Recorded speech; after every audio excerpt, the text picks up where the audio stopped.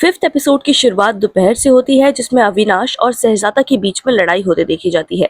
जो लड़ाई दूध के ऊपर थी। आखिर किसको कितना दूध मिला, जो बिग बॉस के घर में होना आम है। इस लड़ाई के अंदर नायरा भी होती है, क्योंकि वो भी दूध का हिस्सा लगा रही थी। इसके बाद मुस्कान, ईशा और अविनाश साथ में बैठे नजर आते हैं, जिसके बाद घर के लोगों में आपस की गॉसिप को वो लोग साझा कर रहे थे, जिसमें श्रुतिका नायरा को एलिस और ईशा के बारे में बताती है कि वो दोनों मिलकर उसका मजाक बना रही हैं। वो कैसे बोलती है, कैसे चलती है, इस बारे में वो मजाक बनाते हैं। और एपिसोड में देखा भी जाता है कि ईशा श्रुतिका की बात करने के स्टाइल का मजाक बना रही थी। एपिसोड में करणवीर श्रुतिका का हाथ देखते हुए ज्योतिषी बने बैठे थे और वो कहते हैं कि आपको दूसरे बच्चे की प्लानिंग करनी चाहिए। और इसी के साथ वो उनके पति के नाम पे मस्ती करने लगते हैं, जो एक फनी मोमेंट था। इसके बाद चाहत रजत को अनार दे के मारती है, जो मजाक में किया था, लेकिन यह मजाक कब सीरियस हो जाता है किसी को पता ही नहीं चलता। इसके बाद रजत, विवेक और शहजादा अपनी आवाज उठाते हैं और बोलते हैं कि खाने को बर्बाद करना किसी तरीके का मजाक नहीं होता, और चाहत को बहुत बुरा भला भी बोलते हैं। शाम को बिग बॉस की आवाज आती है, जिसमें वह घर वालों से बात करने की इच्छा जाहिर करते हैं और सभी को रियलिटी चेक देने के बारे में बोलते हैं। सबसे पहले बिग बॉस मुस्कान को कॉन्फ्रेंस रूम में बुलाते हैं और उनसे उनकी परेशानी के बारे में पूछते हैं, जिस पे मुस्कान बताती है कि उन्हें समझ नहीं आ रहा कि कैसे वो बात करे और क्या कहे। ऐसे में बिग बॉस आफरीन को कॉन्फ्रेंस रूम में बुलाते हैं और मुस्कान के साथ काउंसलिंग करने के लिए कहते हैं, जिस पर आफरीन मुस्कान से उनकी परेशानी के बारे में पूछते हैं और उनके डर के बारे में पूछते हैं। मुस्कान बताती है कि उन्हें डर है कि लोग उन्हें इग्नोर कर देंगे। ऐसे में आफरीन डिसाइड करते हैं कि वो मुस्कान की मदद करेंगे और घर के अंदर उन्हें बोलने के लिए प्रोत्साहित करेंगे। इसके बाद बाहर बैठी ईशा, एलिस और अविनाश आपस में बात करते हैं कि उन्हें भी कॉन्फ्रेंस रूम में जाना है। ऐसे में बिग बॉस तीनों को अंदर बुला लेते हैं और घर की चटपटी गॉसिप के बारे में उनसे बात करते हैं, और वो उन तीनों को बताते हैं कि तीनों काफी अच्छा कर रहे हैं और वो ऐसा ही करते रहे। इसके अलावा ईशा काफी ज्यादा हाइपर दिखती है और वो कहती है कि विवियन अगर आपका लाडला है तो वो भी उनकी लाडली बनना चाहती है, जिस पे बिग बॉस कहते हैं कि अभी उन्हें लाडली बनने में काफी टाइम लगेगा। शो आगे बढ़ता है, जिसमें हेमा और बग्गा राशन को सभी घर वालों को दे चुके हैं, जिसके बाद वो अनशन पर बैठ जाते हैं ताकि 6 दिन से जो वो जेल में बंद है उन्हें बाहर निकाला जाए, क्योंकि अब वो जेल के अंदर नहीं रहना चाहते। जिस पर गुड़ रतन भी उनका सपोर्ट करते हैं, लेकिन आफरीन को ये बात बिल्कुल भी सही नहीं लगती और वो बग्गा और हेमा को समझाने लगते हैं कि बिग बॉस का ये गेम है, कोई डेमोक्रेसी नहीं जहाँ पे वो अनशन करके। जो बात शायद गुड़ रतन को बिल्कुल भी अच्छी नहीं लगती। ऐसे में आफरीन और गुड़ रतन की काफी बहस होना शुरू हो जाती है। घर में काफी कम बात करने वाली चुम भी कुछ बोलती है, जिसपे वो गुणरत्न को कहती है कि आप इन दोनों को उकसा रहे हैं। वो लोग खाना खाने वाले थे, लेकिन आपके कहने पे वो लोग रुक गए। इस लड़ाई में ये भी देखा जाता है कि रजत फालतू में ही अपनी टांग इसमें अड़ा रहे थे।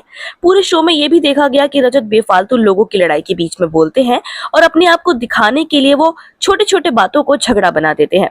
हो सकता है कि वो कैमरा को अपनी तरफ रखने के लिए ऐसा कर रहे हैं।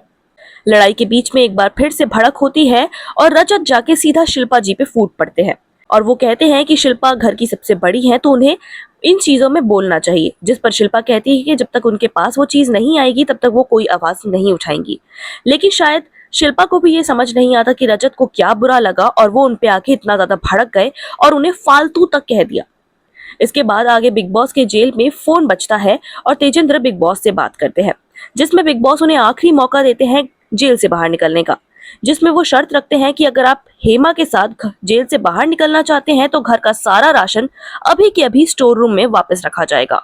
दोनों डिसाइड करते हैं और जेल से बाहर निकल जाते हैं, जिसके बाद घर का सारा राशन स्टोर रूम में वापस रखा जाता है और कल से घर वालों को बेसिक राशन देने की बात की जाती है।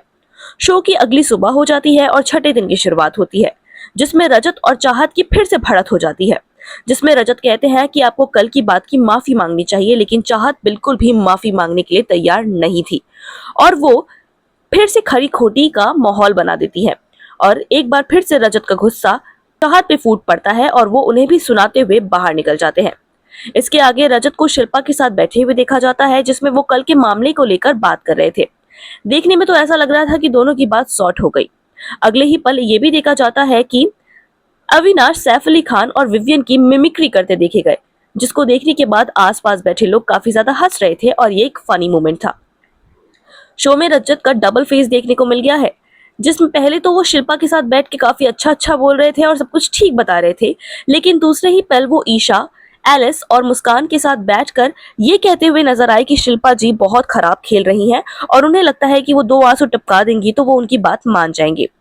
शो खत्म होते होते विवियन को किचन में आलू से कुछ बनाते हुए देखा जाता है जो शायद अविनाश को समझ नहीं आता और वो अजीब तरीके से घर के सभी लोगों को एक कटोरी आलू में हिस्सा लगाने के लिए बुला देते हैं, जो शायद शिल्पा को भी नहीं अच्छा लगता। और इसी के साथ वो ये भी कहती हैं कि ये कोई भी तरीका नहीं था इस चीज को पोर्ट्रे करने का, जिसको लेकर शायद आने वाले टाइम में टेंशन भी देखी जाएगी।